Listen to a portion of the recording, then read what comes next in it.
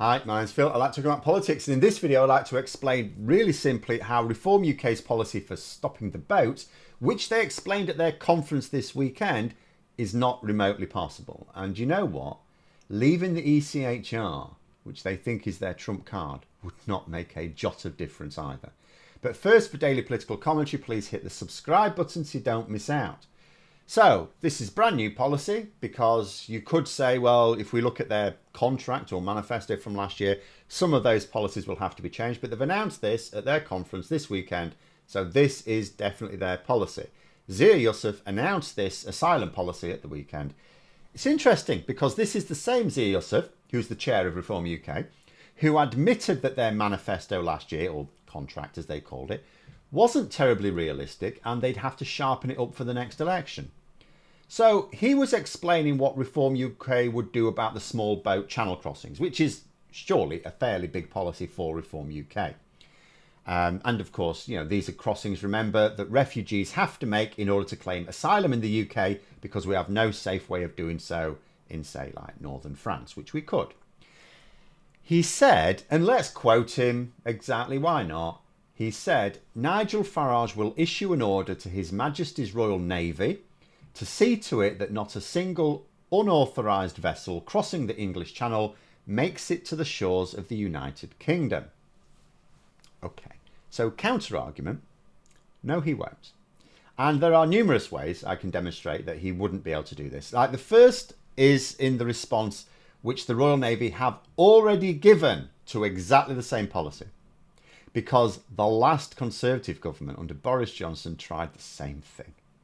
There's nothing new about this policy. It's been tried and failed. In fact, Reform UK really are coming. It's quite funny.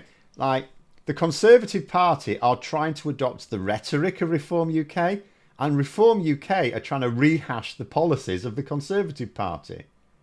It's all very weird.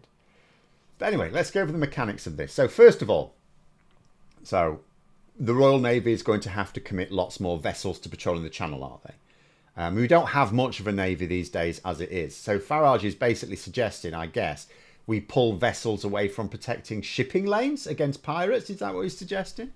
Which would not only harm our trade and increase inflation, but I doubt his mate Donald Trump would take kindly to the UK spending even less on global defence than we already are. But if we're going to live in Farage's fantasy world, it may as well be one where he deliberately pisses America off.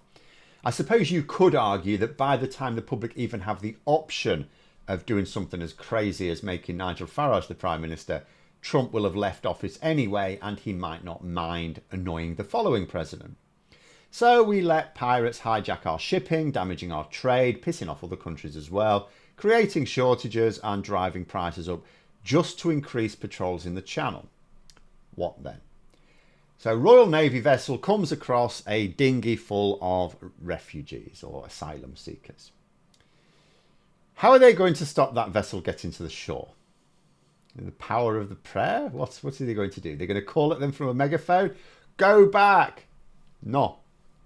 Because Boris Johnson's government tried to do this, they were told to get knotted.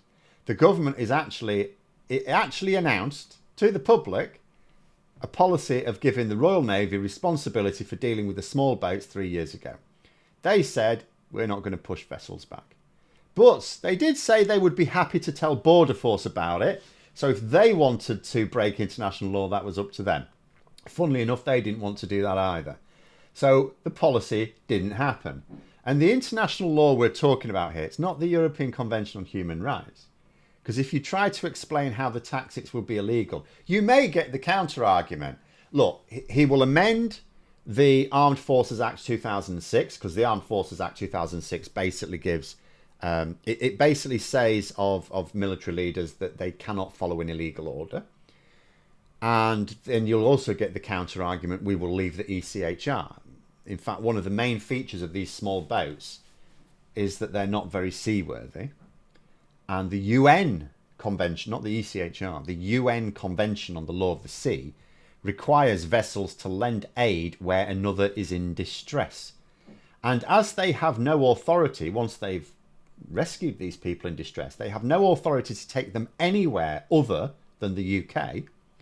any increase in the number of Royal Navy vessels patrolling the Channel will actually just mean they're more likely to come across vessels in distress, and they'll have to bring more back to the UK.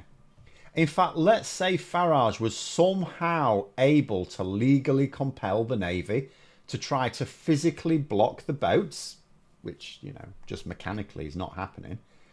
All it would do is engineer more incidents where the law of the sea would then demand that those same Navy ships now lend aid and rescue the occupants of the vessel that they've just smashed with their prow and bring them back to the UK. And that's UN law. Nothing to do with the European Convention on Human Rights. So leaving the ECHR, which, by the way, Farage would also not do because Americans would go mental because it unravels the Good Friday Agreement. But let's say he did anyway, wouldn't change a thing in this regard.